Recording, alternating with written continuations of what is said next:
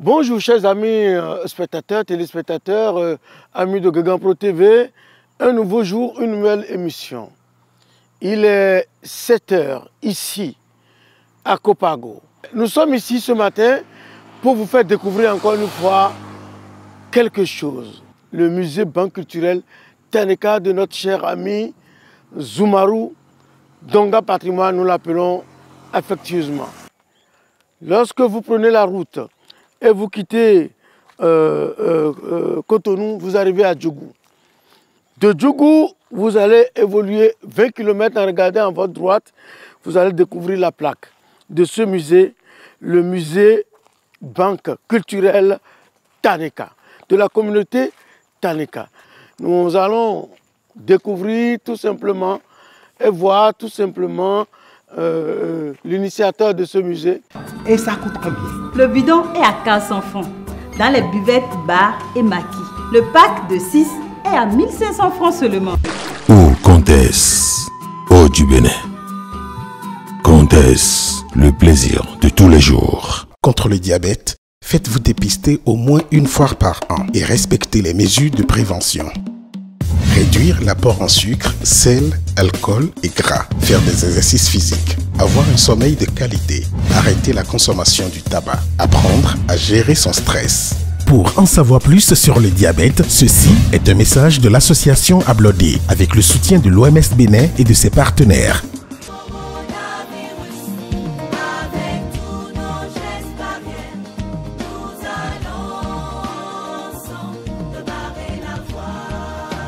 Lavons-nous souvent les mains à l'eau et au savon et portons tous des masques pour nous sauver.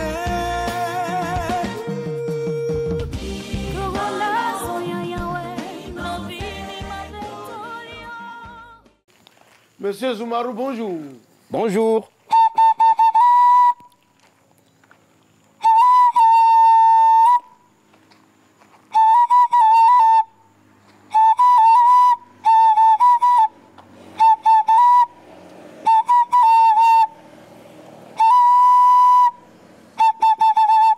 Bonjour. C'est votre manière de nous accueillir, monsieur Zoumarou. Merci beaucoup. C'est ainsi que nous accueillons nos visiteurs au sein de la Banque culturelle Taneka. Alors, monsieur Zoumarou, nous allons d'abord parler un peu de vous et après nous allons découvrir les objets exposés dans les différentes cases ici, n'est-ce pas? Monsieur Zoumarou, présentez-vous encore une fois. Merci beaucoup. Je suis Zoumarou Alassane Tiga, alias Donga Patrimoine. Je suis l'initiateur de ce musée, la Banque culturelle Taneka.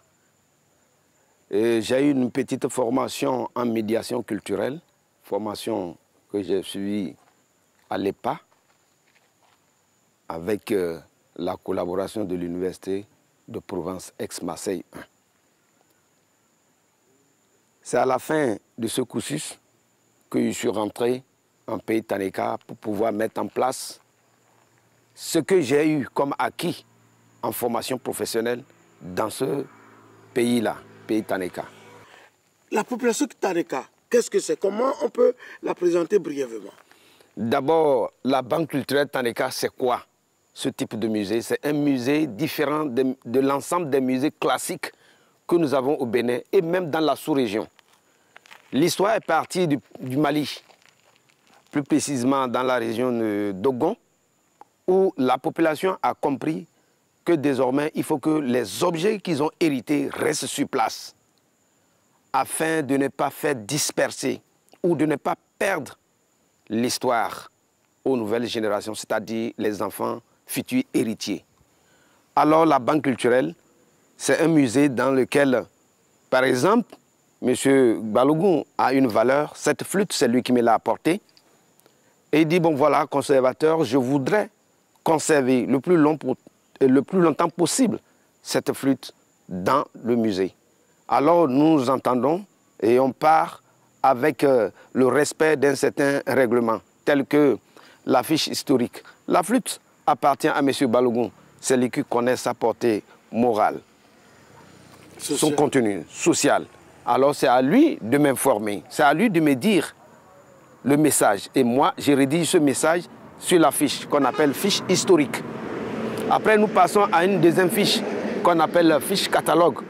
Oui, il y en a beaucoup de flûtes, mais cette flûte, elle est différente. Nous allons recenser sur ce document l'ensemble des informations physiques de cette flûte là-dessus. Et on signe tous les deux. On passe à une troisième fiche qu'on appelle fiche de microcrédit. Alors, le fait que M. Balogun a accepté de venir exposer, déposer sa valeur ici, il est libre. Hein, il est libre et il a accepté la politique développée par cette banque culturelle. Alors nous venons en aide avec un microcrédit dont l'intérêt est insignifiant, c'est à partir de 3 à 5%. Il utilise ce microcrédit pour élargir ses activités génératrices de revenus. 12 mois après, nous l'invitons et il vient y déposer le microcrédit qu'on va aussi donner à une autre personne qui n'avait pas gagné dès la première tranche. Wow. Alors, si nous constatons que M. Claude Balogun a été vraiment très bon, alors nous pouvons lui encore accorder une seconde chance à gérer ce microcrédit, toutefois en lui augmentant quelque chose. Wow.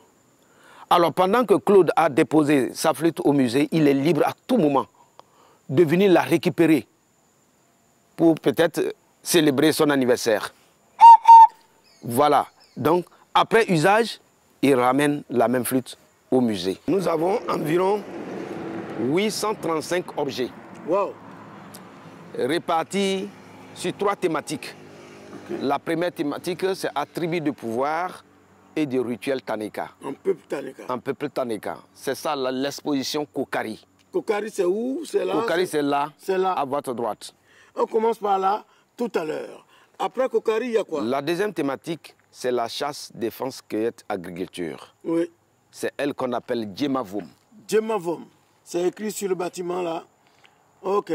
Et puis la troisième thématique, c'est la percussion traditionnelle. Oui. Bamba. Bamba. La paix. Donc, c'est dans ce bâtiment aussi qu'il y a ça. Alors, les deux autres bâtiments servent à quoi? Les deux autres bâtiments, ici, nous avons la salle de réunion, salle de l'alphabétisation. On va visiter tout à l'heure. Et l'autre bâtiment, c'est mon bureau. Le bureau. Là-bas, c'est les objets de souvenirs. De l'autre côté, c'est la réserve. Ah, etc. la cave. La cave. Où vous réservez les objets qui ne sont pas exposés ou qui ne sont pas encore exposés. Exactement. Alors, monsieur Zoumarou, oui. Dites-moi, ce chapeau, vous ne le portez pas tout le temps. Qu'est-ce que c'est? Oui, ce chapeau, je ne le porte pas tout le temps. Vous allez constater qu'autour de sa paroi, il y a des boules. Oui. Ce sont des talismans. Okay. C'est un chapeau spécial. Okay. Et on ne l'utilise pas dans toutes les occasions, sauf à des occasions solennelles, telles que celle de ce matin. Oui, d'autres personnes sont venues déposer les objets, tels que la population de Djougou, okay, qui est une population sœur, okay, à celle de Kopago. Il y a aussi la communauté Lokpa, oui, et aussi une communauté sœur, oui, de l'autre côté de Waké. Voilà, et aussi une partie de la communauté Batonou. La banque culturelle est ouverte 7 sur 7, de 9h à 18h. Et pour nous joindre, vous allez composer le numéro 97 26 00 98. Pour reprendre? Pour nous joindre, on peut nous appeler sur le numéro 97 26 00 98 ou le 64 30 73 64. Il y a des occasions que nous organisons, par exemple, des petites foires où nous exposons, il ne reste qu'une dizaine d'objets, oui, pour pouvoir parler de ce musée-là à la population. Les valeurs que nous avons exposées dans nos différentes thématiques ne sont pas des objets destinés pour la vente, non. Okay. Car pour la banque culturelle, un objet n'a pas de prix. Très bien. On ne peut pas l'acheter. On ne peut pas acheter une valeur morale. Alors, chers collègues, chers amis Zoumarou, notre équipe va se mettre dans vos mains.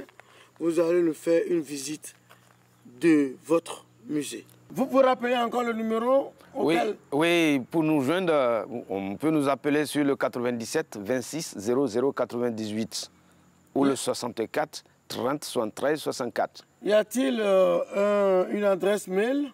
Oui, notre adresse mail c'est donga.patrimoine@gmail.com. Encore, s'il vous plaît. Pour nous joindre par mail, il suffit seulement de taper donga.patrimoine@gmail.com. Monsieur Zoumarou, oui. Nous sommes à vous. Merci beaucoup. Donc c'est parti pour la visite. Et nous allons commencer par l'exposition Attributs de pouvoir et du rituel Taneka. Donc ici nous sommes au niveau de la case Attributs de pouvoir Kokari. Kokari, où on va découvrir les objets liés à tout ce qui concerne les attributs de pouvoir, n'est-ce pas? Merci beaucoup. Voilà une autre forme de notre... Oui. Ici, nous avons sur cette table une série de chapeaux. Le premier chapeau, lorsque nous voulons introniser, les gens veulent introniser un haut dignitaire. Voilà. Après avoir fini de lui débarrasser de toute cette tenue industrielle, c'est ce chapeau qu'on le place à la tête, sur la tête, tout en lui donnant tous les pouvoirs, afin de pouvoir être à la hauteur de la gestion de la société. Les deux autres chapeaux que vous voyez au milieu, ce sont des pinces-cheveux. Lorsque, par exemple, l'événement que nous allons célébrer ce matin, maman, tous ceux-là qui vont prendre part à cette initiation, on doit leur raser la tête et leur placer ça à la nuque. Et ils sont en même temps les disciples au haut dignitaire. Ici, c'est un masque utilisé aussi pour le même événement, mais cette fois-ci pas à Taneka Berry, mais à Yaka, Taneka Yaka. Et ils utilisent ça pendant 10 ans. Et tous les initiés qui vont prendre part à cette initiation vont identifier quelques individus responsables qu'on va faire porter cette calebasse pendant 10 ans.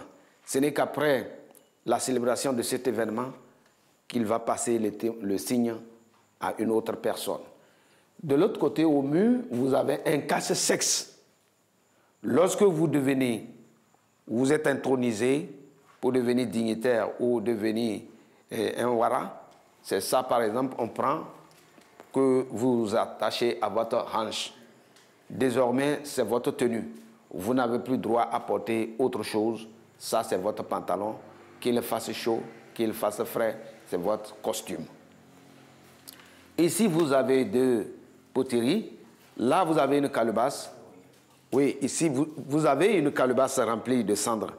Alors, lorsque vous devenez roi, vous n'avez plus droit à cracher par terre. Votre salive est toujours récupérée dans cette cendre-là. Également, quand vous voulez manger, vous devez toujours laver les mains avant et après dans cette poterie-là. C'est très important, les deux choses, parce que si l'ennemi retrouve la salive que le roi a crachée par terre, il peut l'utiliser pour le rendre inapte. Et c'est très grave, quand vous devenez inapte, on vous demande d'aller vous pendre. La même chose, lorsqu'il va retrouver l'eau qui vous a servi à laver les mains, il peut l'utiliser pour vous rendre lépreux. Et vous devenez inapte, donc vous passez aussi à côté. Là, vous avez un phallus qui représente la divinité de la reproduction chez nous, en pays Taneka, à Taneka Berry. Lorsque vous avez problème de la reproduction, il suffit seulement d'aller voir le gardien, le conservateur, et demander lui vos problèmes. Avec des prières, des libations, vous allez retrouver votre pendaison. Si vous étiez femme, la même chose, vous aurez votre fertilité. Ici, nous avons la calebasse, qu'on appelle la calebasse de la distinction ou de la décoration. Ici, nous avons une poterie qui a deux fonctions. La première fonction, c'est qu'on l'utilise pour la bière locale. La fonction la plus importante, c'est la fonction, le fait qu'on l'utilise comme un outil pour démanteler les fautifs. Lorsqu'il y a, par exemple, la sorcellerie, on met de l'eau, les spécialistes viennent, ils regardent l'intérieur. Tout de suite, ils peuvent identifier l'auteur. Si c'est Alassane, on verra que c'est Alassane le fautif. Et là, on m'appelle pour me demander, pour me dire de faire mon aveu. Si j'avoue, je suis à moitié pardonné. Si je refuse, la sanction vient plus loin. Ici, nous avons une pipe sacrée. Pipe sacrée, exclusivement utilisée par les hauts dignitaires. Les hauts dignitaires. Vous avez vu le garçon, l'initié de ce que nous allons rencontrer ce matin, il doit avoir ça, sinon il a ça. Donc c'est en même temps un outil de communication entre le disciple ou le haut dignitaire et les membres des ancêtres. Parfois quand il fume, il est inspiré, les membres des ancêtres lui disent ce qu'il faut faire comme libation afin que la population se porte bien. En haut ici, vous allez voir des tissus. Ce sont des tissus spéciaux. Le premier, on l'utilise pour inhumer des personnes mortes à l'âge de 60 ans, à l'âge de la sagesse. Chez les Taneka, avant 60 ans, vous n'êtes pas sage. Donc c'est ça qu'on utilise pour lui faire le boubou, le pantalon, le chapeau, etc. avant de l'enterrer. Les deux que vous voyez au milieu, ce sont des tissus que tout le monde peut se l'acheter. Ma visiteuse peut proposer de partir avec un, mais pas ce qui est accroché ici, mais des copies. Ça, c'est pour des manifestations. Là, vous avez un tissu bleu qu'on appelle Barabara Foro. Une jeune fille qui est en situation de règles irrégulières ou douloureuses peut l'utiliser, peut aller voir le haut dignitaire qui lui prescrit ceci. Il y en a deux couleurs, le blanc et le bleu. Cela dépend de son esprit. Donc, une fois qu'elle a déjà eu ça, elle commence par porter, elle sort. Quelques semaines après, elle est sûre de changer son statut de reproduction ou de fertilité. Ici, vous avez la chandelle. Ce sont des anciennes lampes que nos ancêtres ont utilisées. Juste, on met du coton et puis le beurre de karité, on allume. Ça renvoie les mauvais esprits dans les chambres. Vous n'allez jamais mal rêver. Ici, vous avez une lampe à incandescence. Vous allez me demander, ça encore, c'est la technologie Taneka? Non. C'est pour juste faire une différence, une comparaison. Ici, nous sommes en face de la jarre de reconnaissance. Vous avez marié la fille à quelqu'un. Lorsque la personne est en train de célébrer un mariage, un événement heureux ou malheureux, vous êtes tenu de préparer la bière locale que vous faites remplir dans cette jarre. Vous faites tuer un poulet ou une pintade que vous assaisonnez. Et vous mettez ça dans la calebasse. Ici, c'est de la bière. Là, c'est de la viande. Vous faites l'emballage tel que cela se présente, que vous convoyez vers votre beau-frère, votre beau-parent. Ici, vous avez la louche qui permet de prélever la bière de la jarre vers le verre. Ça, c'est le verre. Ici, nous avons la mallette de mariage qui a double fonction. Lorsque les parents veulent donner leur fille en mariage, voilà la valise. À l'intérieur, on met un tissu noir, plus une ceinture. Et quand elle va accoucher, ce sont ces tissus-là qu'elle va utiliser pour porter son bébé au dos. Attention, quand cette fille-là va mourir, parce que tout homme est appelé à mourir, cette mallette doit être restituée dans sa famille maternelle. Et cette fois-ci, on fait raccompagner à la mallette d'un grand bœuf qu'on immole. Et maintenant, le jour où l'esprit, on retourne cette mallette, la famille, les tantes vont commencer par pleurer. C'est ce jour-là qu'on croit au décès réel de la fille. Parce que de l'autre côté, qu'on reconnaît le décès de cette fille. Parce que c'était son corps physique qui était mort. Cette fois-ci, que la mallette est revenue à la maison, donc c'est vraiment que cette fille-là est morte. Voilà. Je disais de l'autre côté, lorsque par exemple on a fini de démanteler un fautif par rapport à un délit, alors on le demande d'avouer. S'il n'avoue pas, on vient vers la divinité de la justice. Ce sont des foudres, mâles et femelles. Lorsque vous reconnaissez, on ne vient pas jusque-là. Lorsque vous ne reconnaissez pas, on va demander à la foudre de rendre justice, c'est-à-dire de descendre sur vous. Et quand elle descend sur vous, vous êtes calciné, vous mourrez. Il n'y a plus d'hôpital. Ici, vous avez une boîte en cuivre destinée pour rendre beau au roi. Dedans, à l'intérieur, il y a le col qu'on appelle antimoine. Donc, quand le roi veut sortir, la reine-mère l'utilise pour rendre beau à sa majesté. Non seulement la poudre qu'on lui fait passer dans les yeux, c'est aussi une poudre de défense. De l'autre côté, vous avez une série de chapeaux. Vous avez 3 chapeaux. Ces chapeaux sont portés par les ministres, les collaborateurs au roi. Donc le roi, à travers sa cour, il y a toujours des gens qui l'assistent, avec qui il partage les points de vue du développement de son royaume. En haut ici, vous avez une trousse qu'on appelle porte-monnaie. Il y a 80 ans, nos parents utilisaient le courrier pour faire le troc. Donc c'était ça qu'ils mettaient au cou. Et ici, vous avez une gourde qui permet aux hauts dignitaires, parce que lorsque vous devenez haut dignitaire, il vous est interdit de manger tout repas hors de votre ménage. Donc en voyageant, c'est dedans, sa famille, sa femme lui prépare de la bouillie qu'on appelle saranira, la pâte fermentée. Parce que c'est le repas le plus important dans le régime alimentaire chez les Taneka. Il met ça et il accroche au cou, et quand il a faim, il boit tranquillement. Ici, vous avez une queue de mouton bien préparée. C'est un pouvoir. Attribut de pouvoir. Lorsque le jeune initié veut aller à l'initiation de la circoncision, on organise en pays Taneka la circoncision des adultes entre 20 à 30 ans. Donc le jour où il veut aller à l'abattoir, c'est-à-dire on veut aller le couper, faire la circoncision, c'est ça qu'on lui donne, un à la main droite, un à la main gauche. Et c'est ça qui lui permet de dire, oh, je suis prêt. Je suis bien préparé, le mois est venu, et c'est ça qui tient. Et lorsqu'il se couche, il prend pour fermer son visage. Ce sont des pouvoirs. Et ici, vous avez une colle d'antilope. Il y a 75 ans, 80 ans, on pratiquait l'excision. Et lorsqu'on finissait de couper le chrysalis à la fille, c'est ça qu'on prend. Il y a une poudre dedans à l'intérieur. Lorsqu'elle saigne, c'est ça qu'on prend pour lui passer à la partie blessée. Attention, 1 minute après, la coagulation s'installe. Elle n'a plus de problème pour le saignement. Mais nous allons vous dire dans la deuxième salle l'origine de l'excision et pourquoi nous l'avons abandonnée. Ici, vous avez aussi un pouvoir, un attribut de pouvoir. Ça, c'est le roi de Taneka qui nous a donné, qui est venu l'exposer ici. C'est lui le propriétaire. Alors, lorsque vous le rendez visite un matin, alors c'est ça qu'il utilise. Il prononce des incantations et il vous arrose sur la tête. Vous recevez ces bénédictions. Là, vous avez un cache-sexe des reines.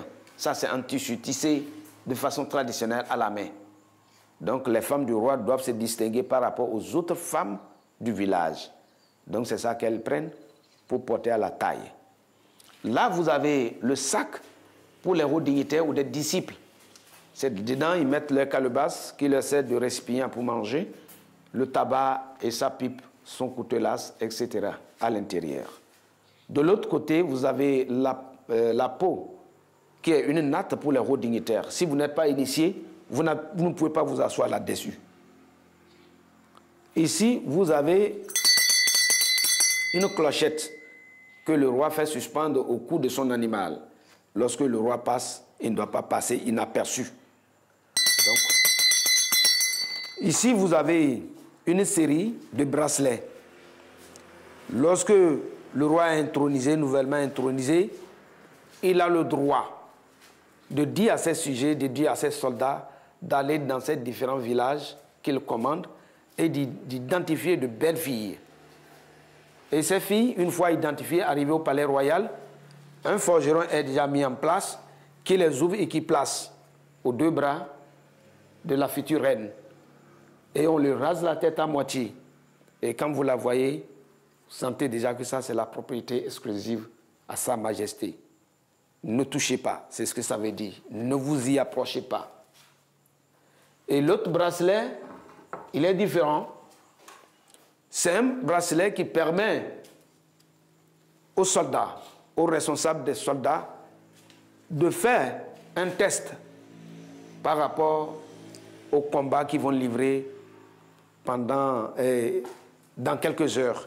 Alors, s'il utilise, après avoir fini de prononcer des incantations, il dit aujourd'hui, si nous allons être à la hauteur de nos ennemis, que ma mère rentre.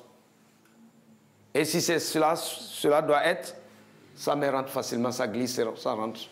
Alors il signale aux soldats, aujourd'hui la victoire sera à nous.